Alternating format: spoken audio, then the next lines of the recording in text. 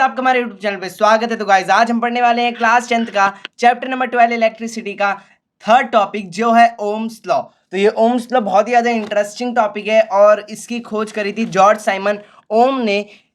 तब से ही इसका नाम ओम्स पड़ गया उन्हीं के नाम से। ठीक है, तो ये क्या थे, एक जर्मन फिजिसिस्ट थे जो इन 1827 में उन्होंने ओम लॉ की क्या करी थी, खोज करी थी। ठीक है, तो ओम्स लॉ पढ़ने से पहले हम सबसे पहले ये वाला चार्ट देख लेते हैं जो हमें हमारी एनसीईआरटी बुक में दिया है। तो ये क्या है, बता रहा है कि कौन सी चीज़ को हम कौन से सिंबल से दर्शाते हैं। तो इलेक्ट्रिक सेल को एक ऐसे करते हैं, लंबा डंडा और छोटा डंडा, छोटा माइनस का और बड़ा प्लस का। ये बैटरी का कॉम्बिनेशन है। ओपन की ऐसे ब्रैकेट के अंदर कुछ नहीं, और स्विच क्लोज है अगर तो ऐसे करना है। ठीक है, अगर हमें कोई वायर ज्वाइन करनी है और हमें सिंबल में करना है तो एक लाइन जोड़ के ऐसे करना है। वायर क्रॉसिंग विदाउट ज्वाइनिंग, जैसे कि जाती है ना, अगर एक वायर के ऊपर एक वायर आ गई पर वो ज्वाइन नहीं है, ठीक है, बस वो पास हो रही है इधर उधर, तो उनको ऐसे करते हैं। बल्ब को ऐसे बनाते हैं। रेजिस्टर ऑफ रेजिस्टेंस ऐसे करते हैं। वेरिएबल रेजिस्टेंस और रियोस्टेट को ऐसे। एम मीटर और वोल्ट मीटर जो हमने अभी पढ़ाई था। ठीक है, तो अब पढ़ते हैं ओम्स लॉ। तो ओम्स लॉ बहुत ही ज़्यादा इंटरेस्टिंग टॉपिक है। तो सबसे पहले देखते हैं ये है क्या। Potential difference across the end of the conductor is directly proportional to the electric current flowing through the circuit.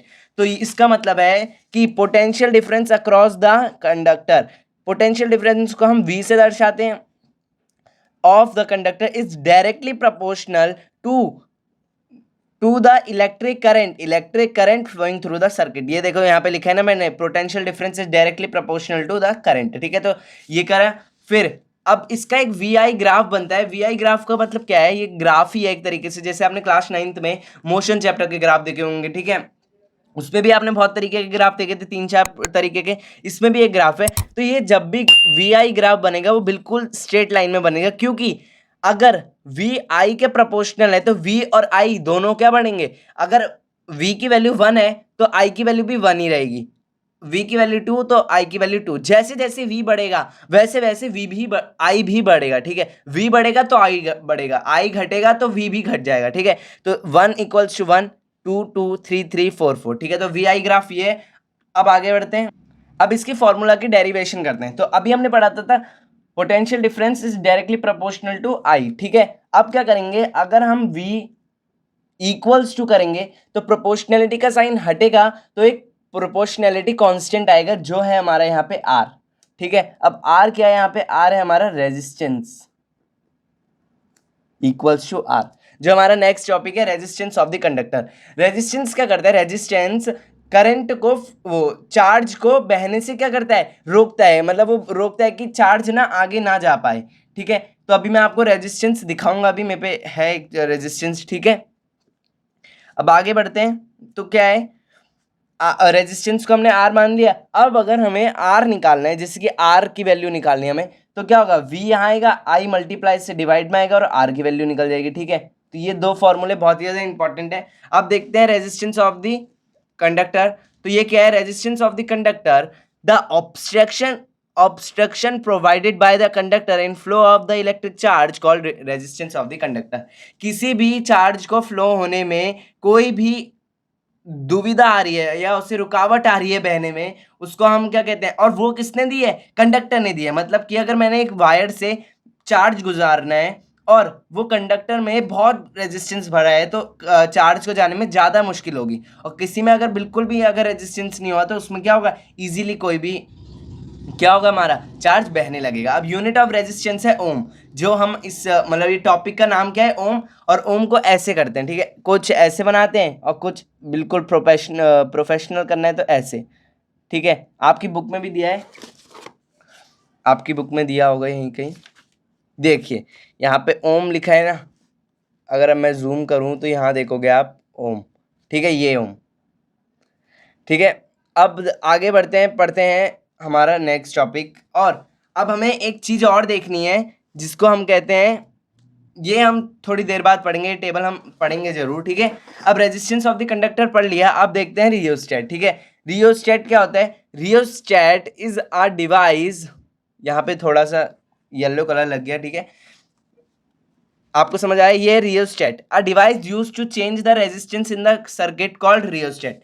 किसी जैसे कि अब अगर मेरे को रेजिस्टेंस चेंज करना है किसी भी सर्किट में, ठीक है, किसी भी सर्किट में अगर मेरे को रेजिस्टेंस की वैल्यू चेंज करनी है, मतलब रेजिस्टेंस बढ़ाना है घटाना है, तो मैं किस चीज़ की मदद लूंगा? रियोस्टेट की लूंगा, ठीक है।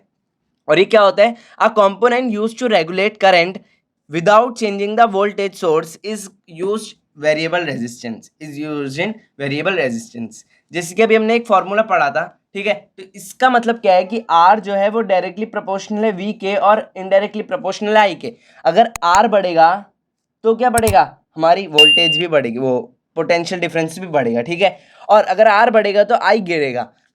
अभी हमने क्या पढ़ा? अगर हमने रेजिस्टेंस बढ़ाया तो वैल्यू ऑफ या अमाउंट ऑफ चार्ज क्या होगा? कमी तो होगा। अगर ये बढ़ेगा ये घटेगा। अगर हमारा आर बढ़ेगा तो हमारा पोटेंशियल डिफरेंस भी ज़्यादा होगा, ठीक है। अब यहाँ पे क्या लिखा है? अब यहाँ पे है कि मेरे को ना चार्ज तो बढ़ाना है, मतलब सॉरी रेजिस्टेंस तो बढ़ाना है, पर वोल्टेज को चेंज नहीं करना, ठीक है। मेरे को वोल्टेज को, जैसे हमारे घर में कितने वोल्टेज की सप्लाई आती है? 220 की वोल्टेज आती है हमारे पूरे घर में, मतलब पूरे हमारे जो भी इलेक्ट्रिसिटी डिपार्टमेंट से 220 वोल्टेज आती है, ठीक है। मैंने बताया था ना पोटेंशियल डिफरेंस की यूनिट वोल्टेज होती है, ठीक है। तो वो पोटेंशियल डिफरेंस तो सेम ही रहेगा, ठीक है। पोटेंशियल डिफरेंस सेम ही रहना चाहिए क्योंकि 2220 ही तो आ रहा है। अब मैं रेजिस्टेंस को बढ़ाना चाहता हूं बस, और रेजिस्टेंस को बढ़ाना चाहता हूं, पर वी को कोई फर्क नहीं पड़ना चाहिए क्योंकि अगर मैंने आर को बढ़ाया तो वी भी बढ़ेगा। तो इसलिए कि वोल्टेज पे कोई फर्क ना पड़े पर हम रेजिस्टेंस को बढ़ा या घटा सके, इसलिए एक चीज बनाई गई जिसको हम आज क्या पढ़ते हैं? रियोस्टेट पढ़ते हैं। अभी आप अपनी स्क्रीन पे देखोगे तो रियोस्टेट की एक फोटो भी दिख रही होगी, ठीक है। तो इसको हम वेरिएबल रेजिस्टेंस भी कहते हैं। अब मैं आपको रेजिस्टेंस ऑफ द कंडक्टर दिखाता हूं। तो अभी आपकी जो स्क्रीन पे दिख रहा है ये ग्रीन कलर का, रुको मैं आपको दिखाता हूँ। देखो ये है एक चार्जर, ठीक है। मैंने चार्जर के अंदर की चीज निकाल के रखी है। देखो ये आपको ग्रीन प्लेट दिख रही है, इसी से सारा क्या होता है? सब चलता है, ठीक है। ये चार्जर का जाने वाला, जहाँ से चार्जर का हम यूएसबी फिट करते हैं। अब आप यहाँ पे अपने चार्जर को भी देख सकते हो, ये ग्रीन कलर की चिप दिख रही होगी। चिप जैसी तो नहीं, सिलेंड्रिकल है, देखो ये चीज, ठीक है, ग्रीन कलर का दिख रहा है। तो यही है हमारा इस पूरे चार्जर में एक रेजिस्टेंस, ठीक है। और ये सारी चीज़ें अलग है, पर एक रेजिस्टेंस हमारा बिल्कुल ऐसी दिखता है, ठीक है। देख लो आप यहाँ पे, ठीक है। मैं फोकस कर देता हूँ और जूम कम कर देता हूँ, ठीक है। पूरे चार्जर में बस एक चार्जर में एक रेजिस्टेंस होता है क्योंकि हमें एक रेजिस्टेंस की ही ज़रूरत होती है। इससे ज़्यादा हम करंट फ्लो करने दे सकते हैं क्योंकि जितना करंट हमें रोकना है ना, वो एक रेजिस्टर बोलते हैं, रोक सकता है, ठीक है। तो ये पूरे चार्जर की है, ठीक है, देख लिया आपने। ये और सारी चीज़ें जो इसको चलाती हैं, ठीक है। अब रियोस्टेट की फोटो आपने देख ली होगी, ठीक है। अब बढ़ते हैं आगे अपने नेक्स्ट टॉपिक की तरफ। यह आपकी बुक में एक नेक्स्ट टॉपिक है, factor on which resistance of conductor depends. तो कौन से फैक्टर पे रेजिस्टेंस मैटर करता है, मतलब रेजिस्टेंस कौन से फैक्टर पे डिपेंड करता है। अगर जैसे कि अगर लेंथ बढ़ेगी कंडक्टर की तो इस पे रेजिस्टेंस पे क्या होगा? फर्क पड़ेगा क्योंकि आर जो होता है वो एल के, मतलब रेजिस्टेंस जो होता है वो लेंथ ऑफ द कंडक्टर के डायरेक्टली प्रोपोर्शनल होता है। और area of cross section of the conductor दूसरा है हमारा area of cross section of the conductor, ठीक है। अब देखो, अगर किसी भी तार की लेंथ ज़्यादा होगी और किसी भी कंडक्टर की अगर लेंथ छोटी होगी, तो देखो अगर ये छोटी तार है, इसमें क्या है? रेजिस्टेंस, वो करंट फ्लो कर रहा है, ठीक है, करंट फ्लो कर रहा है और इसमें रेजिस्टेंस है। तो करंट क्या होगा? ऐसे ऐसे जाएगा, ऐसे ऐसे जाएगा, ऐसे ऐसे जाएगा, ठीक है। अब अगर यहीं पे अगर इस तार में बहेंगे तो ऐसे ऐसे ऐसे ऐसे ऐसे, तो यहाँ पे क्या ज़्यादा टाइम नहीं लग रहा? हमें लग रहा है, नहीं लग रहा है, क्योंकि इस तार की लेंथ बढ़ा दी गई है। अगर इसी में अगर लेंथ कम होगी तो करंट क्या होगा? थोड़ी टाइम ज़्यादा नहीं लेगा, थोड़ा कम लेके जल्दी से चले जाएगा। और इसमें रेजिस्टेंस ज़्यादा हो सकते हैं, इसमें कम हो सकते हैं, ठीक है। तो आर जो है वो डायरेक्टली प्रोपोर्शनल होते हैं लेंथ ऑफ द कंडक्टर के। एरिया ऑफ क्रॉस सेक्शन क्या होते हैं? तो अभी मैंने आपको एक तार बना के दिखाई। अगर हम इस तार के इस चीज़ को, ये चीज़ को जूम करें तो वो कुछ ऐसा दिखेगा, एक सर्कल टाइप दिखेगा ना। हमें पूरे तार का एरिया ऑफ क्रॉस सेक्शन नहीं निकालना, हमें बस उस एरिया का निकालना है जहां से हमारा करंट क्या होगा? एंटर होगा तार के अंदर। तो वो बस एक सर्कल होगा। मैं आपको अगर तार दिखाऊं कोई, अभी मेरे पे कोई तार तो नहीं है, पर आप समझ लो ना कि जैसे कि ये मान लो, इसकी रिफिल से दिखाता हूँ कि ये पूरी एक तार है, ठीक है, ये एक पूरी तार है। अब इसके इसके अंदर से हमारे क्या जाएंगे, हमारे जो चार्ज हैं वो फ्लो करेगा। अब मेरे को ना इस चीज़ का एरिया ऑफ क्रॉस सेक्शन निकालना है, जो यहाँ पे मैं आपको एक सर्कल दिखा रहा हूँ, ये वाली चीज़ का, बस, ठीक है। और किसी चीज़ का हमें क्रॉस सेक्शन नहीं निकालना, बस पूरी तार में से, इसको तार मान लो ना, ठीक है, इस पूरी तार में से हमें बस इस चीज़ का निकालना है, ठीक है। तो आई होप आप सभी को समझ आ रहा होगा इस चीज़ का, बस जो इस सर्कल जैसी चीज़ दिख रही है, तो वो है हमारा R is directly proportional to the area of cross section. Sorry यहाँ ब्लर हो गया सब, ठीक है। तो एरिया ऑफ क्रॉस सेक्शन हमारा इनवर्सली प्रोपोर्शनल होता है किसके, रेजिस्टेंस के, ठीक है। अब मैंने यहाँ पे दो इक्वेशन मान रखे हैं, फर्स्ट को फर्स्ट मान लिया, सेकंड को सेकंड। अब फर्स्ट और सेकंड इक्वेशन को देख के हम ये कह सकते हैं कि R is directly proportional to L और इनडायरेक्टली प्रोपोर्शनल टू A, ठीक है। क्या करा मैंने, देखो एक ये थी और प्लस कर दिया R, अब R कॉमन आ गया, प्रोपोर्शनलिटी का साइन कॉमन आ गया, L मल्टीप्लाई बाय 1L हो गया और A आ गया, ठीक है। तो ये आ गया। अब यहाँ पे भी हम प्रोपोर्शनलिटी का साइन हटा के इक्वल्स टू लगाएंगे, तो यहाँ पे एक नई चीज़ आती है जिसको हम कहते हैं रो, और रो को हम ऐसे बनाते हैं, P बनाया और इस वाली लाइन को थोड़ा आगे बढ़ा दिया।